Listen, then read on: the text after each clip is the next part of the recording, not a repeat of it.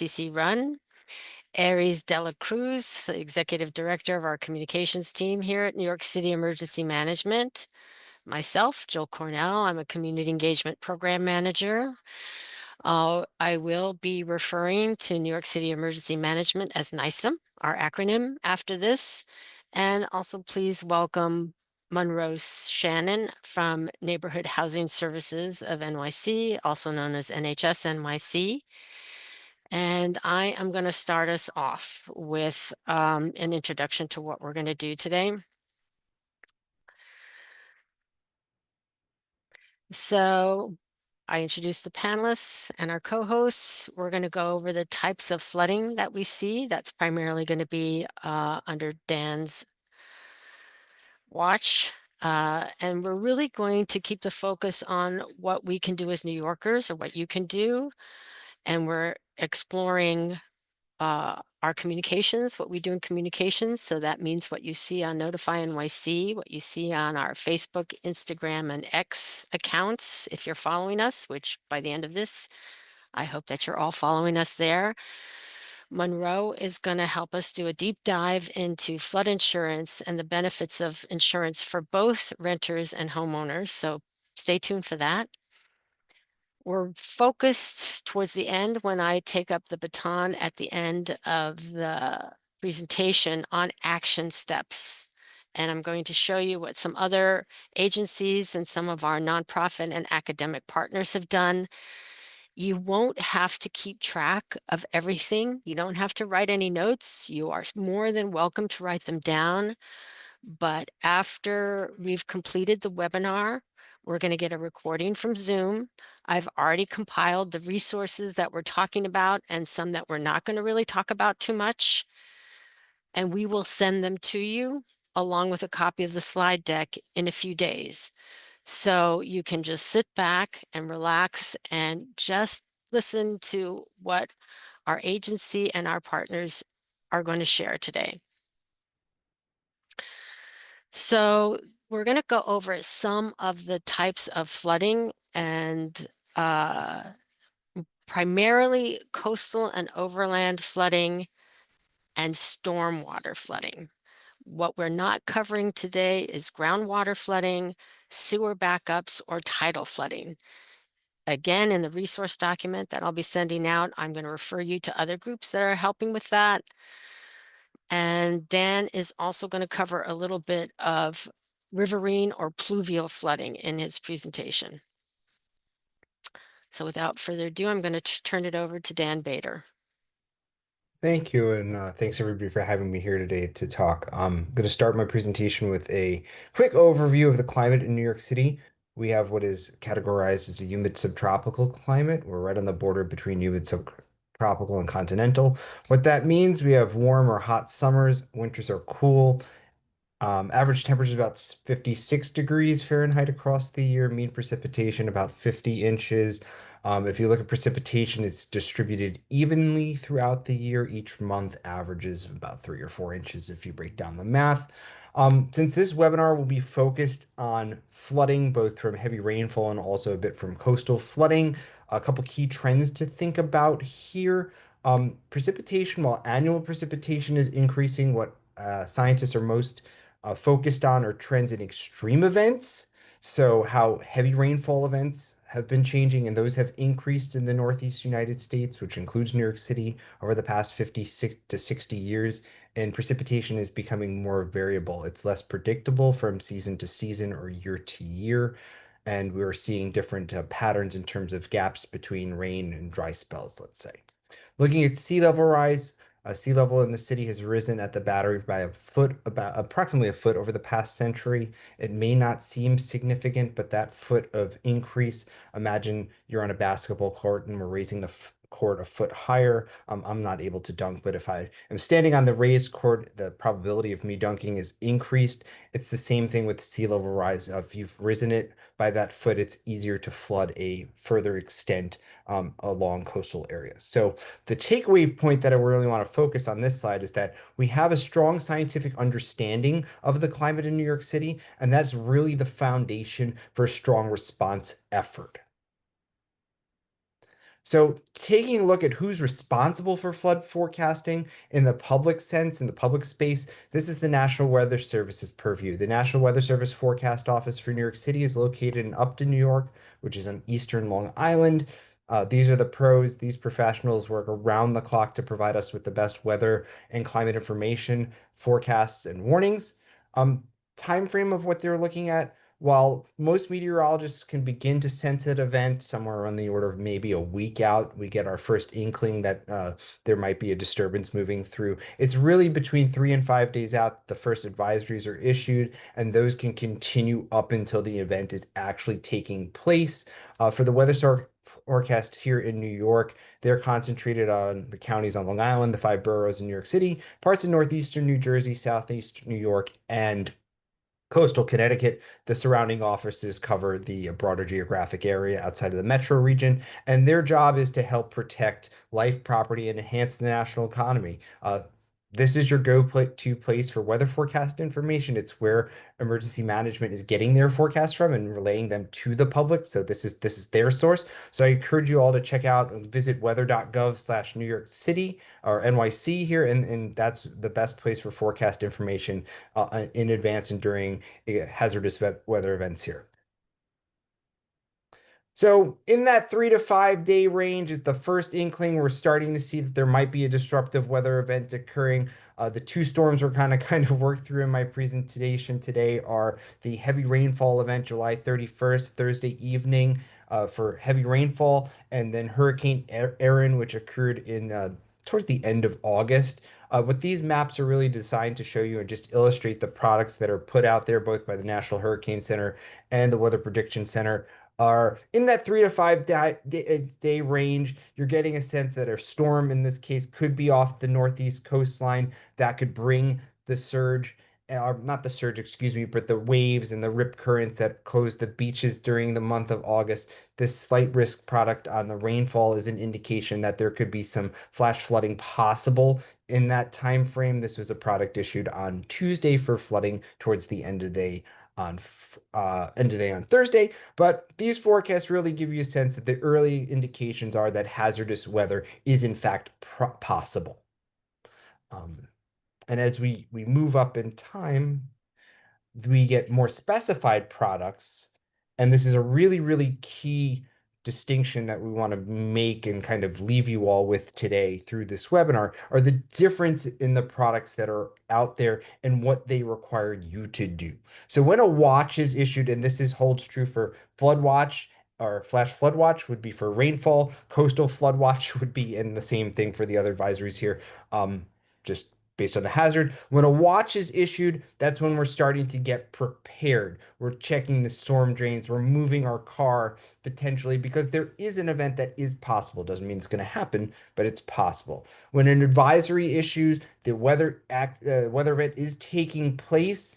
It may cause an inconvenience if you're not careful, so you're advised to be aware. And when a warning is issued, take action. Hazardous weather is either imminent at that time or it's already happening. So it really key. We're going to walk through these distinctions on the next couple slides here, but to understand the difference between what a watch is versus what a warning is and the actions that it requires you to take. So a watch, if a flood watch is issued, it's issued because conditions are favorable for a hazardous weather event to occur. It doesn't mean that there will be flooding, but it is possible. This is usually issued in the 24 to 36-hour range in advance of an event. The Weather Service has done a really, really terrific job in terms of putting out these weather stories that are available on their webpage, these forecast briefings that really go through all the details if you're interested and kind of understand anything from the rainfall rates to the totals, impacts based on geographic area, and then some forecast challenges. Because still at this time range, the forecast isn't certain.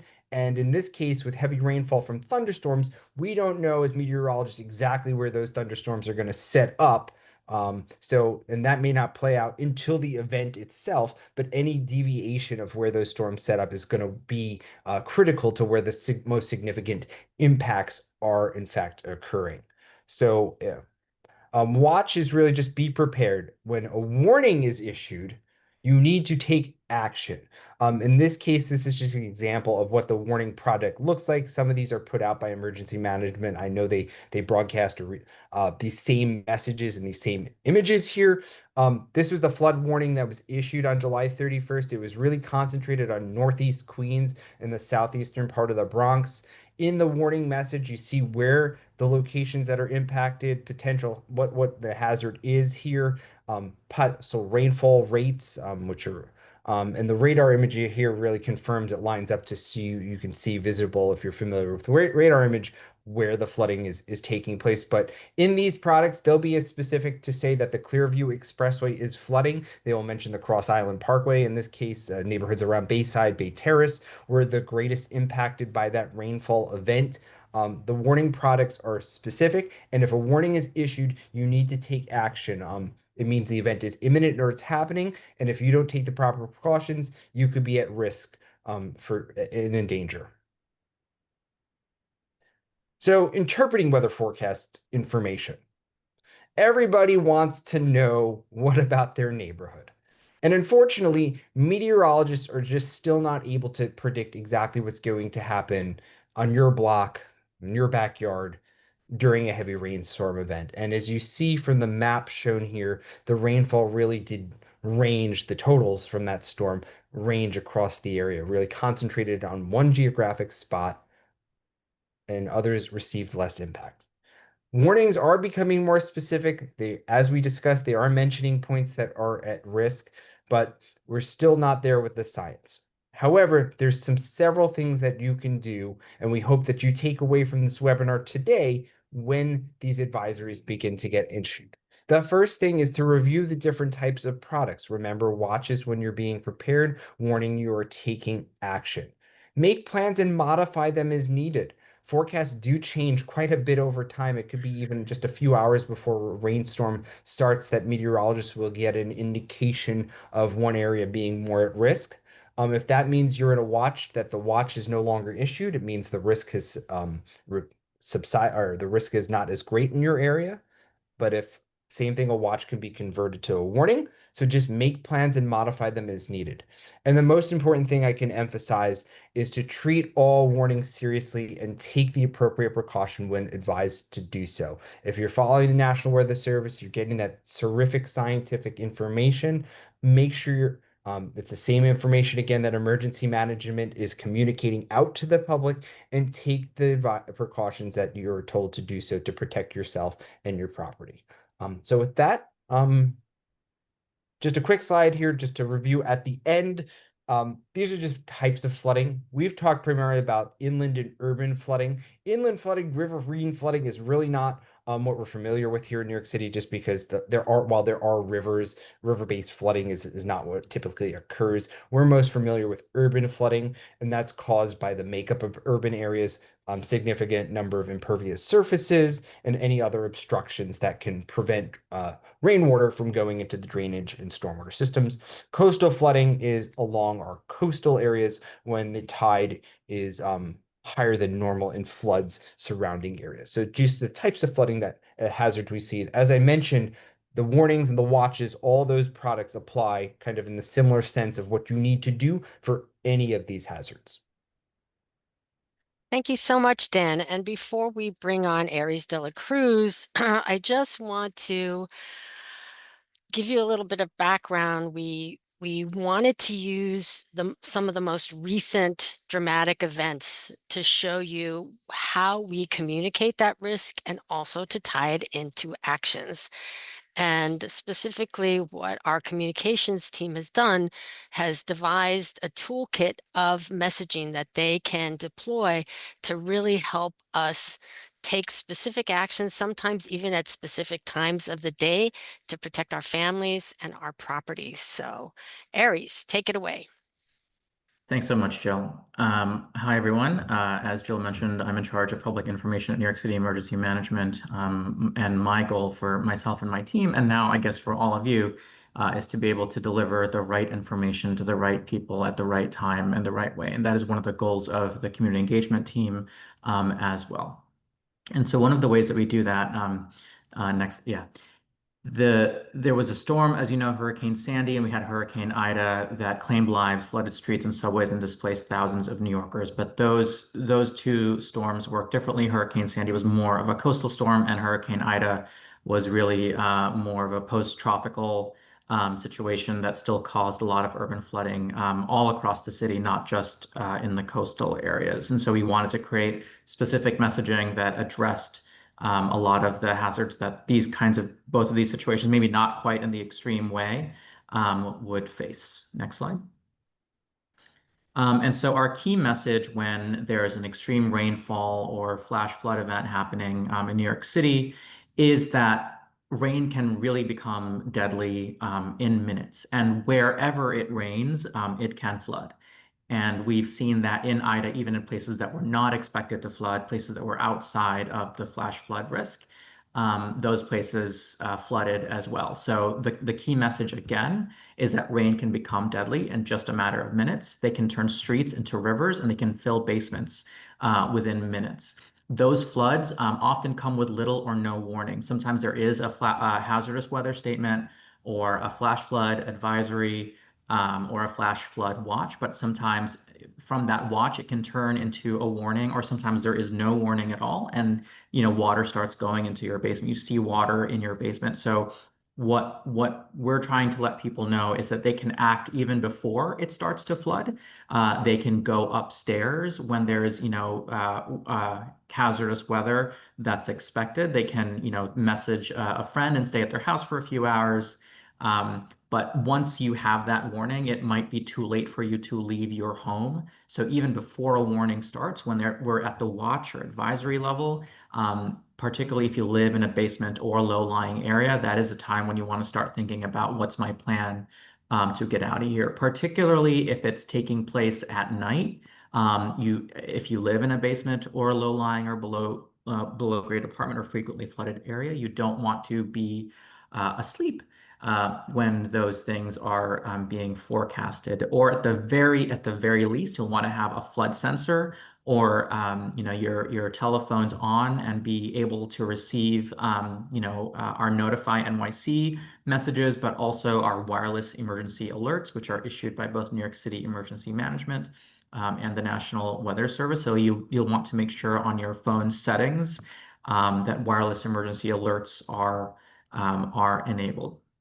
So again, just go back to the previous slide. So again, we tell folks that basements, again, they flood first. You'll want to make sure your exits are clear. A lot of the reason there was a lot of people who drowned in their basement apartments during Hurricane Ida was because they couldn't open their exits after there was a power outage and they couldn't access their lights, and then suddenly water is coming in your home. You want to know what is the quickest way for you to get out if you decide to stay in your basement after there's been an advisory or a warning that's been issued. You want to also make sure that your window exits are clear, so in case you'll need to swim out of your home in the basement. So having more than one way to get out, making sure all exits are clear, but also having a go bag that has important things you need. Another intervention that we've come up with is we've now designated a lot of government buildings, particularly police precincts, as shelters of last resort. So if you can't go upstairs to your neighbor's home, if you live in a basement, you can go to a government building that's always open. And then please text Notify NYC to 692-692 to receive these kinds of flood warnings. Next slide. If you sign up for the Notify NYC service, you go to nyc.gov/Notify NYC. You can also sign up for more comprehensive text messages, particularly those relating to basements. And you can see a demonstration of how those basement alert notifications are set up. And again, we want everyone to have a plan of what to do when there's a flash flood or extreme rainfall event in the forecast, having gathered those supplies and remaining informed. Next slide. The second kind of storm, obviously, that we are concerned about is hurricanes or coastal storms or nor'easters. They can cause severe flooding, particularly in the coastal areas. But areas outside of the coast can also have impacts from hurricanes and tropical storms. Those include strong winds. You'll want to stay away from windows and go to the interior parts of your home. And these strong winds can also cause trees to be uprooted or fall, power lines as well. It can cause temporary power outages. So again, water isn't the only concern when it comes to hurricanes. It can be things that fly around and can potentially harm you. It can be the loss of power, which can, endanger some people's life-sustaining equipment and spoil their food. Uh, and depending on what it is, loss of heat as well. So loss of heat, loss of access to clean water. And that is why we always encourage people, again, it's all of our safety information and recommendations focus to have a plan. Have a plan, again, as I said earlier, if there's an extreme rainfall or flash flood event, you should have a plan. If there's a hurricane, you'll see us in the news talking about that if a hurricane is coming, you'll want to have a plan, particularly if you live in an evacuation zone that is more close to the coast. If a hurricane threatens New York City Emergency Management and the mayor can sort of call for a mandatory evacuation of people who live within certain hurricane zones. And so before that time, you'll want to know whether you do live in one. So you want to go to nyc.gov /know your zone to know the hurricane zone you live in. And so we can say, we're evacuating zone 1, we're evacuating zone 1 and 2, we're evacuating zone 1, 2, and 3. And when that happens, you will go to an evacuation center if you don't have anywhere else to go. And then from that evacuation center, we'll take you to a school that is away from the coastal flooding areas. But you can also relocate on your own. You can go to a friend or family member's house if they live outside the evacuation zone. And you'll want to gather supplies, having at least 3 days of your regular supplies, the things you will need, and then maybe something a little bit longer for medications, perhaps up to a week's worth of medications, because in the event of a major hurricane, a lot of our pharmaceutical and healthcare infrastructure might not be as quick to reestablish itself. And again, remain informed by going to nyc.gov /notify. And even if you, again, as I mentioned, even if you don't live in a coastal storm, maybe if you live in the middle of a borough away from the water, again, those things like power outages, flying debris that can break your windows, and some other kinds of flooding, loss of heat, loss of power, those things can affect you too. So you'll want to make sure you have in your home enough supplies to last you for a few days, like food and water. And yeah, as I mentioned again, it's really important. These graphics and all this information we're going to be sending to you, they are going to be social media and outreach kits that you can share with your family and friends to let them know about the two sort of key dangers that affect New Yorkers in terms of extreme weather, which are hurricanes and nor'easters, coastal storms, and extreme rainfall and flash flooding. Thank you so much, Aries. I'm going to move on to Monroe Shannon from NHS NYC, also known as Neighborhood Housing Services of New York. Monroe, take it away. Thank you, Jill. It's a pleasure to be here. Good afternoon, everyone. What you can do to protect your home from flooding.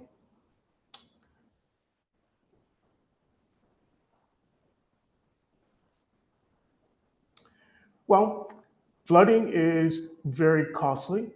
Here we have a map that's provided by Climate Central, and it shows that on average, annually, flood can lead to billions of dollars in loss.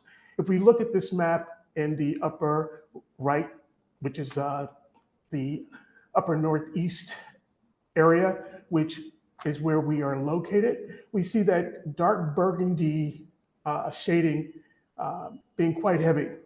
And that is showing that flood is very costly in our region. And as Dan and Aries has shared, the risk is real and it's increasing.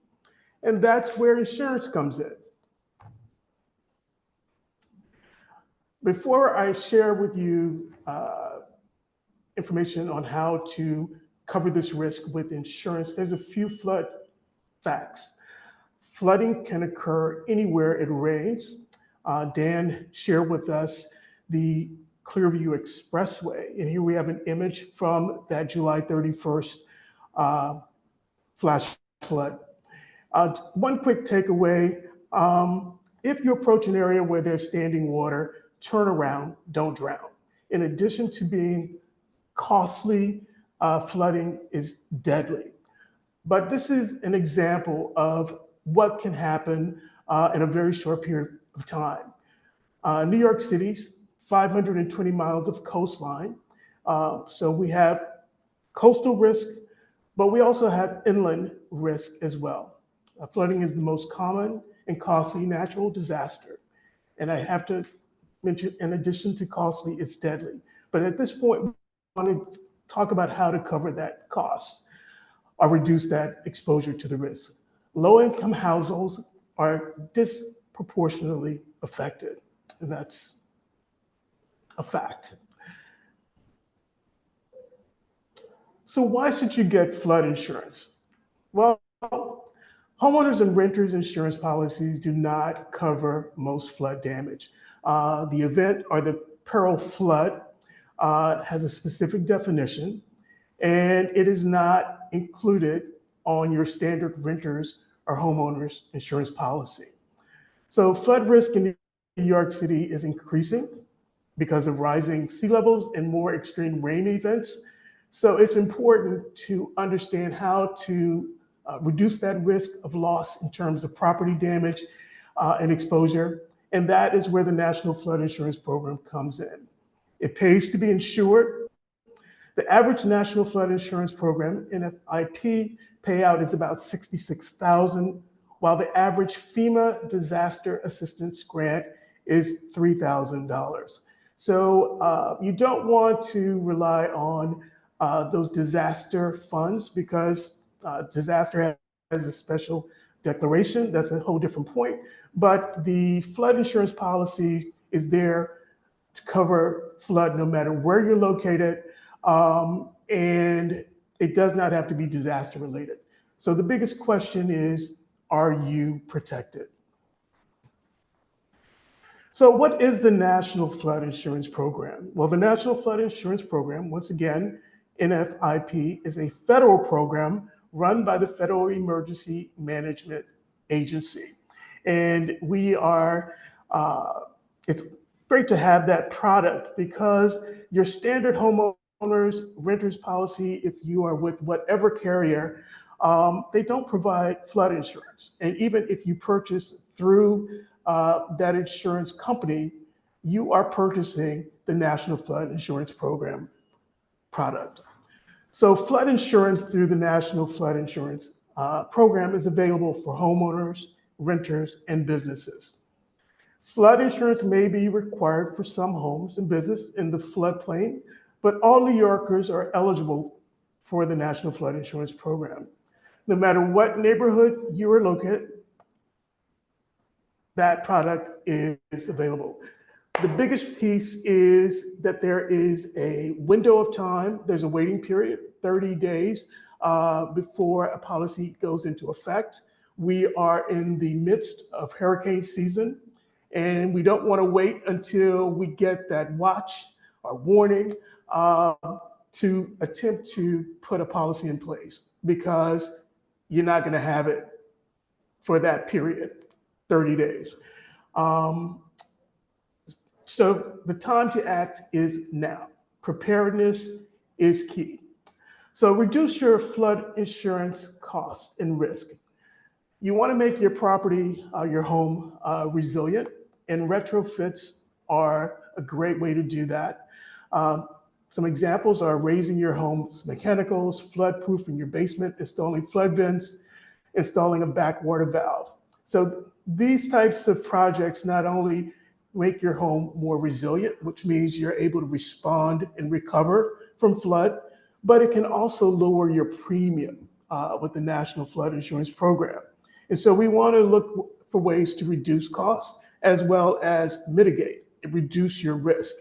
And to learn more about our product here at NHS NYC, we offer low interest loans and at points grants that can make resilient retrofits affordable and accessible.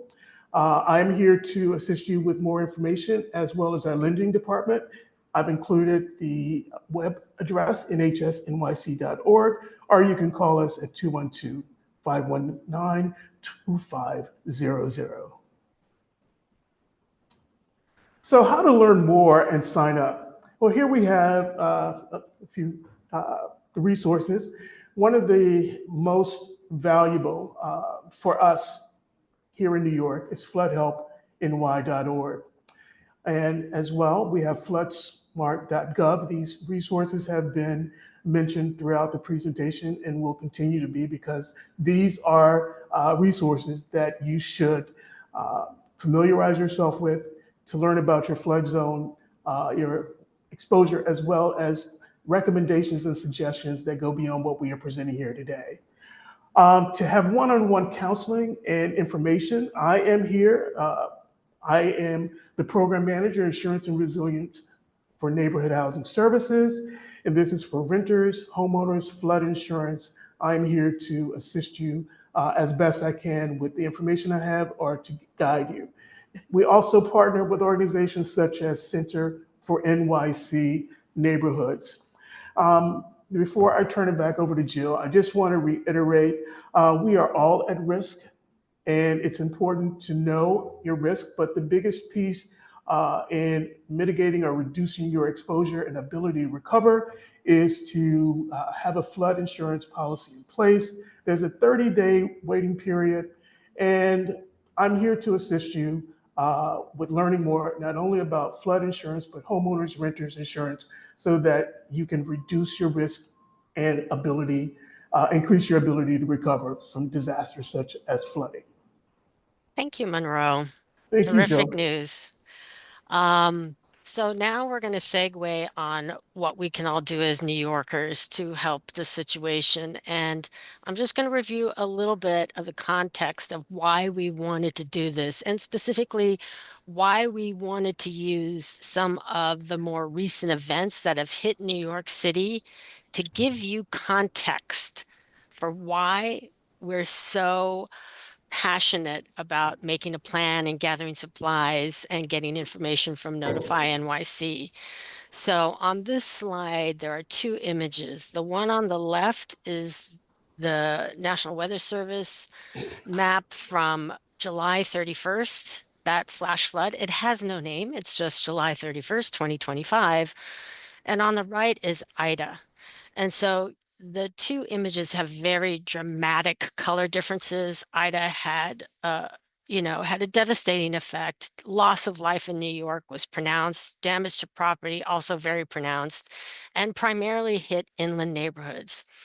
July 31st storm also primarily affected an inland neighborhood, one that really hadn't seen that much before, which is right Bayside. Although Bayside does have some flooding risks, in recent memory, we hadn't seen an event like that. And there was just a little tiny bit, this little bit here. I'm going to see if I can use my, no, that caused concern for us, where we activated a lot of the social media that you saw Aries display and really worked hard to get the word out to our communities, especially in Queens. So one very, very basic thing that we can all do, and it's something that I've taken on as a mission on my block, is we can clear the catch basins. And when we say clear the catch basins, we mean clear the tops of the catch basin. If you see that your storm drain or catch basin is clogged from below the grate, that's when you put in a call or make an online report to 311. That's DEP's responsibility, but they need our help to keep the top of it clear. And this is the time of the year when the leaves start to fall on the ground. And I can tell you, if I picked up one bag of leaves last year, I did 30 bags of leaves. That's how much leaves come down on my block in Windsor Terrace. So, again, call 311 if you need, if the job is too big for you, and be safe when you're out there in the street. Just make sure that you're wearing a little vest, or just keep an eye on the traffic. And we call this a pro tip. I call this a be nice to your neighbor tip. Don't sweep the leaves from the front of your house into the street because no one is picking those up. And they will end up like they do on my street, covering the catch basin at the bottom of the block. DEP has a fantastic product for homeowners called Rainfall Ready. So we've put the URL there. When in the resource list, you'll see it there. And among the things that they've promoted and given out in certain communities, they talk about flood sensors, and you heard, we referenced them earlier, the importance of having flood sensors. Those go on the floor, and they will beep, make a noise. You can get all different kinds. Some of them take batteries, some of them are wireless, but they will let you know when you have water in your basement. The flood barriers that DEP handed out are on the left in front of a door, and just that little intervention can help prevent that water from getting into your house. We also suggest that you reroute your downspouts. I don't have an image for that, but you'll have to trust me on that. And to just either put them into the backyard where they could drain more slowly into the sewage system, just not directly into the sewage system. Keep things off of the floor in the basement. That's key, because if it's something valuable, you risk damaging it if you keep it down there. And I'm just going to go over a little bit what to do during a flood. You can find all of this information again on our Plan for Hazard site. As Monroe mentioned, don't walk or drive through moving water, but especially if you're in a basement, the water is filling it up, go upstairs, because if it's really filling up the basement, it's not safe to go outside. Wait for help. Don't try to swim. Do not use the electrical appliances. And if you are evacuating your home, please disconnect your appliances if you can, if you have time. Not driving through the flooded areas, avoid this flooded subway stations. So another reason why we wanted to use the storms from July 14th and the 31st as examples is many of us saw the videos of people climbing over the grates to get onto the platform because there was flooding there. Pro tip, if your subway station is flooded, do not use it. Wait until the flooding subsides. Again, if you have to take your dog out for a walk or you need to walk yourself or you're walking your kid, please stay away from the down power lines. Stay away from the parks because especially this time of year, we had a pretty dry summer. The trees are just kind of recovering, and we've had a lot of tree damage in my neighborhood in Windsor Terrace and Park Slope just from that last storm this weekend. Another reason to not go into the subway waters is a certain four-legged friend who likes pizza. That's my recommendation. Now, something else that I like to remind people do that this information is really only as good as when we can share it. So just take a moment now, think about your neighbor, your family member. Maybe it's, the other older adults at the older adult center that you go to who might need this information who don't have it. So we encourage you to just show them how to do the new easy friendly way to sign up for Notify NYC by texting Notify NYC to 692-692, and you'll get a welcome email, and then you'll get a prompt to add your zip code. It's that easy. The other pitch, is we are about to start another NYC CERT volunteer training in October. And if you've got some time on your hands and you're passionate about helping your neighbors, this would be the right program for you. So what are our key takeaways? What I heard from what Dan said and Ari said is to take the weather notifications seriously. And what we did here today was we attempted to draw back the curtain so you could see what happens behind the scenes that makes us come up with the products that we do and to send out those notifications. We also have specific actions that you can take that are tied to those notifications. Tell a friend. That was my message at the end. Please share this information. And we want you to come to another event. That's a very dramatic slide on my screen. I don't know about on yours, but we have lots more events scheduled. We have 2 Strengthening Communities orientations. That's our program for neighborhood networks to come up with a community emergency plan, and it's a multi-year program funded for a few years so that you can really lay in and get paid to help your community prepare. But you have to come to one of those sessions to find out more about it. We also have a communication strategy session that's going to be on the 30th at the end of the month, and we have in-person events. We have a pet and service event for animals at Madison Square Park this Saturday. On the 20th in Elmhurst, Queens, we're going to have an immigrant wellness fair, and we have so many things planned for that, including a performance of Flood Sensor Auntie. So you want to mark that in your calendar. And our culminating event that our whole bureau takes part in is our Family Emergency Preparedness Day at the Staten Island Children's Museum.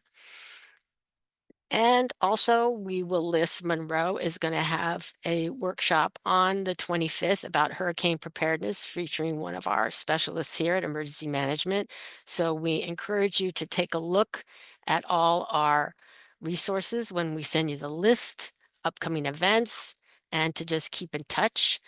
Here's just a few of the folks that most of whom we mentioned, some of whom we did not have time to mention today. But we wanted to make a lot of time for questions. On this slide, you'll see Notify NYC, which we probably wore you out with that one, but that's because it's so important.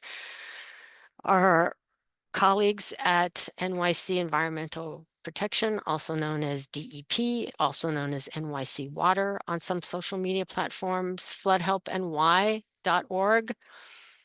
You can find out more about coastal and stormwater flooding there and insurance.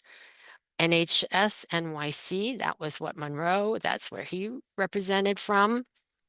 Our Ready New York program is something that we come out into your neighborhood and do trainings anytime you want us.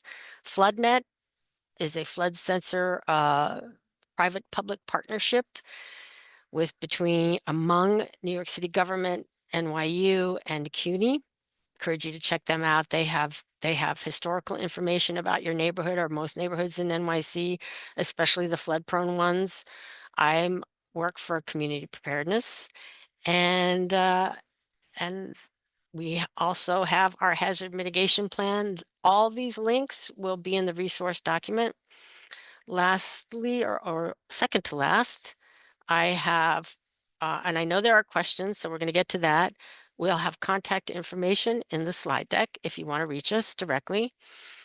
And also, I have some more information about those of us who presented today. And now I would like to get to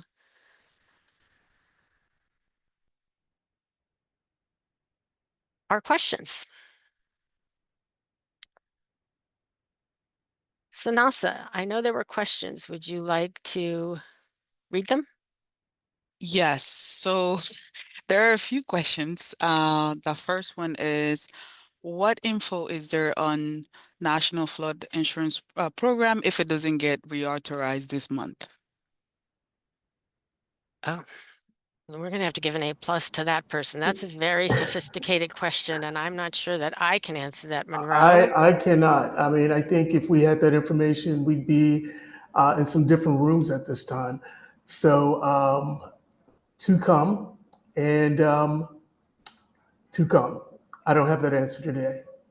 The one thing that I will say that both our resiliency and recovery team here at NCYEM, as well as the Mayor's Office for Climate and Environmental Justice, will be monitoring the situation, and you should continue to monitor, particularly NCYEM's information channels, because I'm sure that Aries will have to do a press release if something like that does happen. So please, again, sign up for Notify, keep in touch. Thank you for that question. What's the next one, Sanasa? This next one has two in one. It says, with the high rent in New York City, how can we suggest to minorities living in urban areas that already struggle economically to sign up for flood insurance, especially in urban areas that do not receive much flooding? I just like to jump in terms of affordability, that's relative.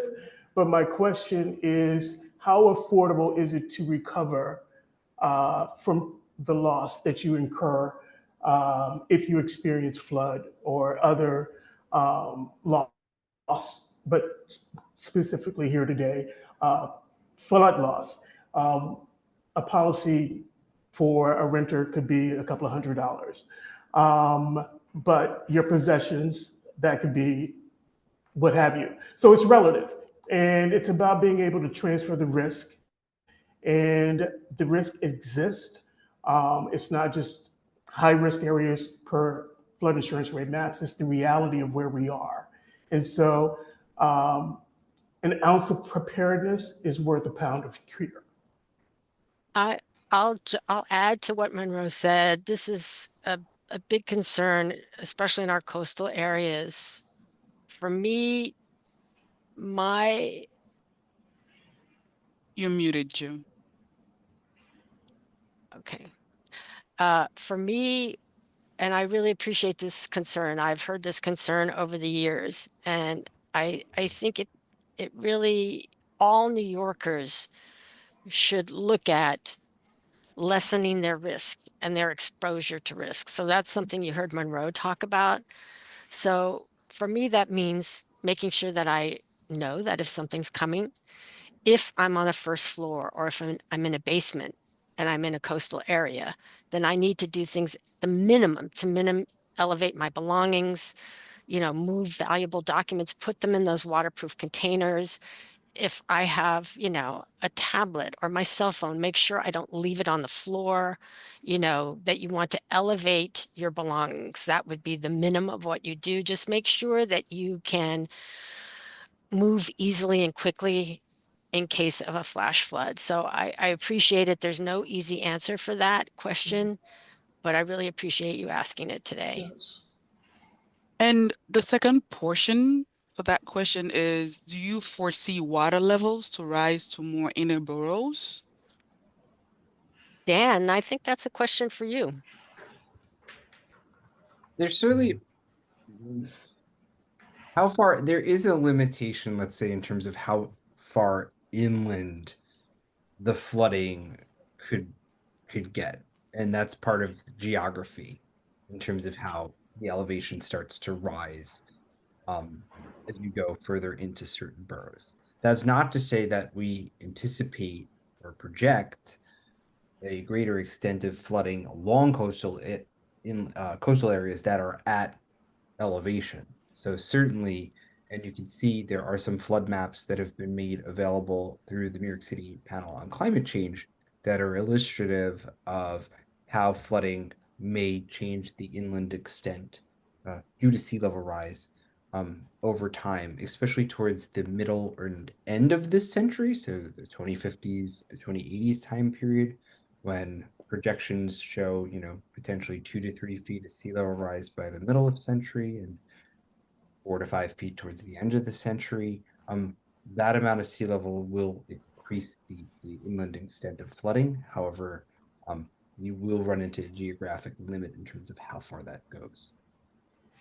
If I could piggyback on that question and get your input, Dan, there are other impacts from climate change and the warming seas that does impact us inland. Uh, for example, the increase and the slowness at how that weather front is passing through, like what happened with Ida, where it felt like it just sat and like parked on a couple of our neighborhoods and caused so much damage. Can you speak to that a little bit? So it's important to recognize that an event like the flooding from Ida is kind of an extreme event and its linkages to climate change in terms of are we expecting to see more events such as the flooding from Ida is very uncertain. But what we can say and use that as an event to kind of guide us is how a warmer environment changes things when it comes to precipitation. A warmer atmosphere can hold more moisture. It's a thermodynamic relationship. I won't get into the details here, but for every degree of warming, you do increase your moisture capacity in the atmosphere by about 7%. So as we have warmed, we are able to hold more moisture. And what that does is really allows for there to be a greater chance of heavy rainfall events. Certainly, inland parts of the city do have a different, risk set than coastal areas because you lose the coastal flooding. However, in certain inland spots, you're maybe more concerned about high heat and then the fact that there's more moisture in the atmosphere in our environment now, the combined impacts of heat and humidity can have some really, really severe consequences for public health, especially to the vulnerable populations in the city. So, certainly a different set of risks there, but um, we try and the scientific information that has been provided through the New York City on climate change is to go through this set of risks and kind of give you a sense of what we're more certain about versus what there are greater uncertainties on. So, in terms of timing and speed of flooding and stalling frontal boundaries, we don't have good knowledge of that. It's definitely a concern, but in terms of our just knowledge, in terms of the capacity of the atmosphere here to allow for more heavy rainfall events, there's certainly a better understanding of that. Fantastic. Sanas, I think there's a few more questions. Yeah, so these next two questions, I think we should skip. If this person wants to stay after everybody leaves, we can answer these questions Okay. because I feel like they're outside of the scope of today's presentation. But to continue, Jill, I think this is for you. Do you provide any trainings for organizations, schools, for students? Oh, yes. I love this question. So we have all different kinds of trainings for schools, for neighborhoods, for older adults, for people with disabilities. And that's through our Ready New York program. And we have special presentations for kids. So we'll be sure that'll be listed, or you could put your information in the chat and we'll send you a direct link. But that's all going to be in the materials that we send out. Sanasa and I serve on the community preparedness team.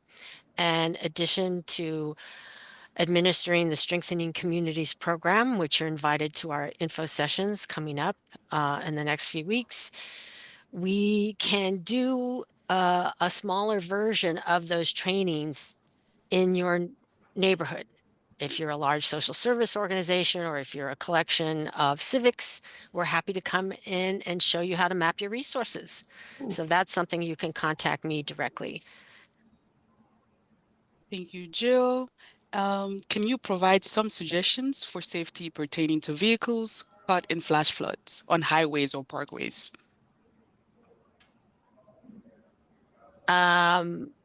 Aries, I don't know if you want it or Monroe, but the one thing for me that's very important, it's tied to what Aries does, is to heed, pay attention to the travel advisories. Yes. The city and the state do not put those out lightly.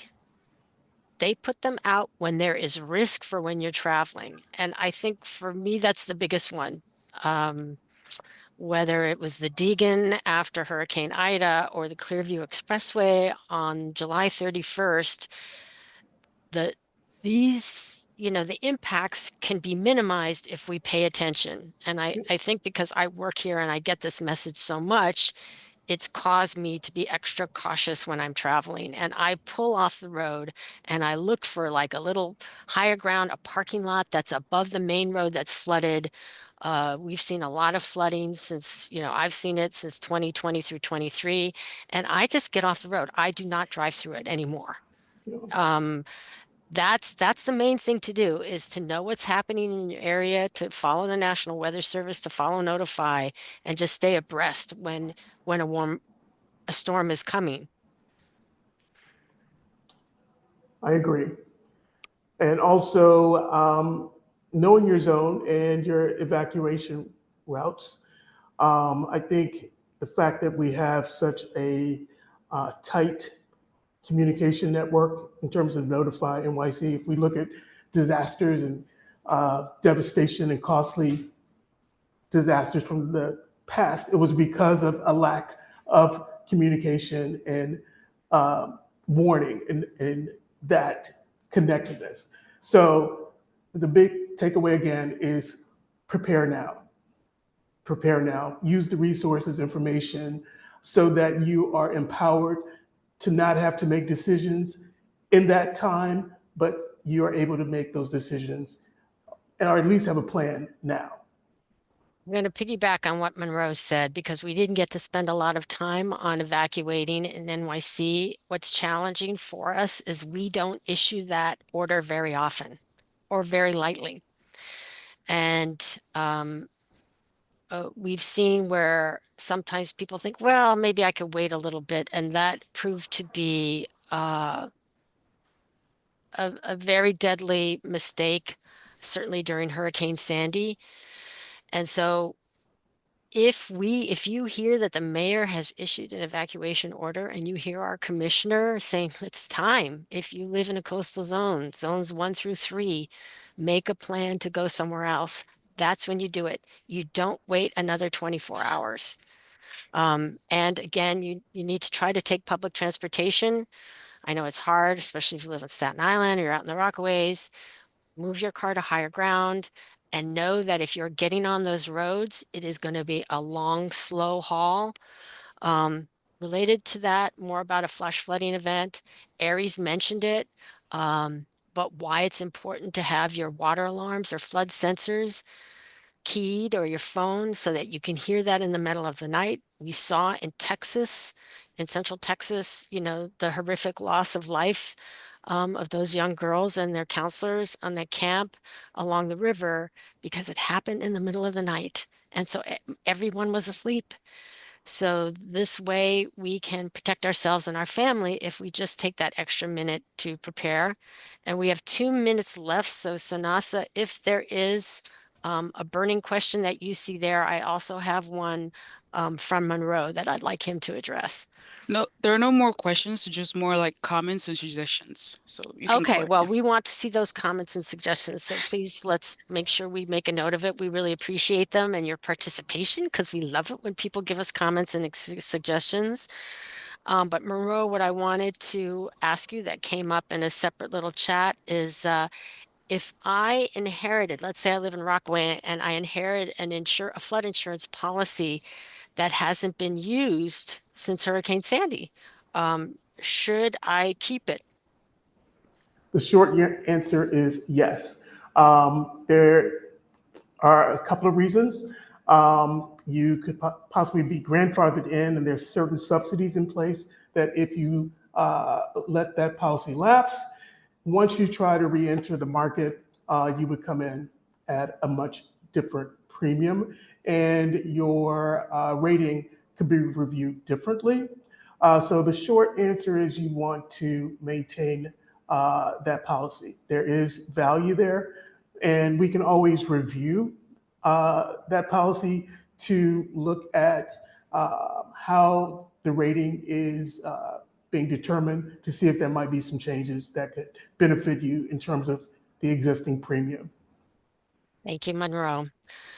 So at this point, we're going to stop the recording. I believe that Sanasa had mentioned that there was someone that had a question that was not related to the subject matter. So we're happy to answer that question for you. And the rest of you have a great day, and please look for an email from us in a few days.